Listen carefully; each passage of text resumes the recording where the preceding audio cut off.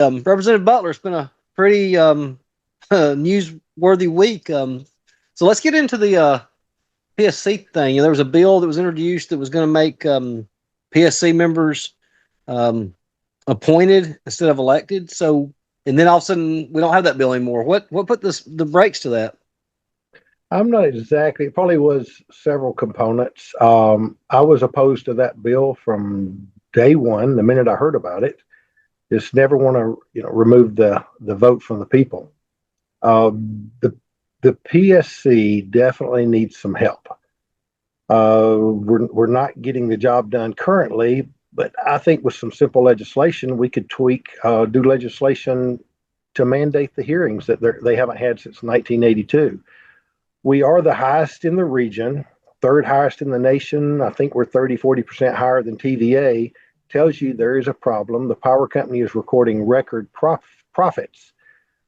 So we definitely need to do something. I did not think that was the answer. The bill did not move in the Senate like I think leadership thought it was. So maybe that was the issue.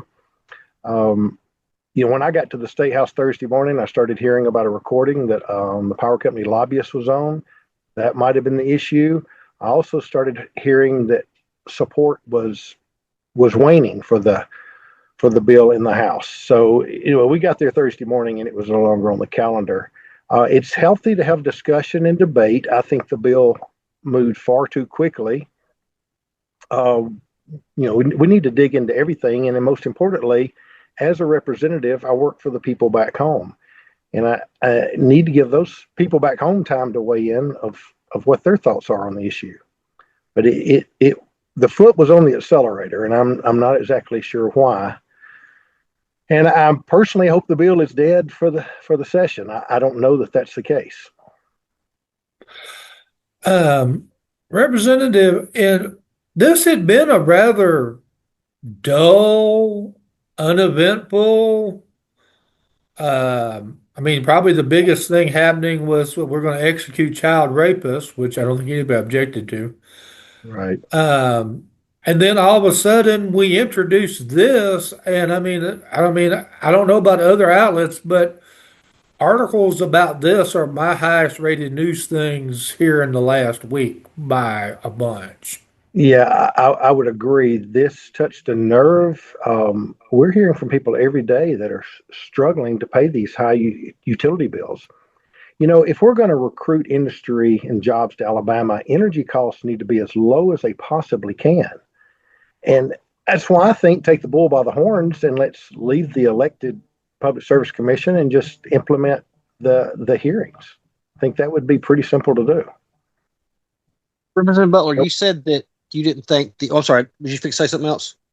No, I was looking at my cell phone, was bringing that. Oh, sorry. okay. Sorry You said that you didn't think that the Public Service Commission was getting the job done a while ago, or so? Do you think? Yeah. And we did this. So, are they letting the voters down by not having open rate hearings? Yes, I would absolutely say so. The power companies recorded record profits, and the hearings would be healthy. I think 1982 is the last time we had one. We're all about anybody making a dollar, but we need to. Something is up that the reason we are so expensive just right here in the region. The Southern Company, you can just look to Georgia. They're paying less than we are. We're paying over 16 cents a kilowatt hour. And just to tell you what a kilowatt hour is, that's a 100-watt light bulb burning for 10 hours is 1 kilowatt hour. Just to give that clarification to your viewers. And when you start adding up all these kilowatt hours, it gets into some big money.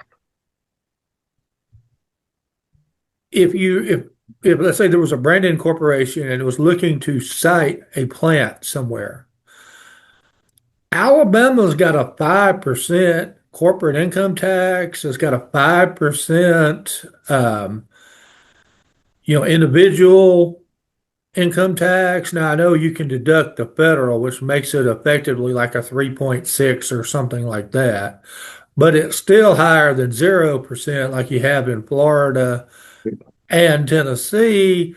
And if you add higher power rates here, doesn't that put state recruiters a little bit in a jam, It puts us especially at if a you get outside of disadvantage. the TBA zone? Yes, it puts us at a disadvantage. We've got a mega site right here in Etowah County that, it's not if, but when. Energy cost is going to be front and center in that debate when someone does come. We think, we're going to have something sooner than later, something big there. But energy costs need to be reined in. And if with these hearings, just laying it out there, let the people see what is going on. Nobody is opposed to them making a profit and returning profit to their shareholders, but it needs to be within reason. And they're reporting record profits. That's just a fact we hear about daily. People call me and tell me what the CEO of Southern Company makes, what the CEO of Alabama Power makes. Um, but the rate hearings need to be had. And that was one of the components of the controversial bill. I've said, why don't we just do just that?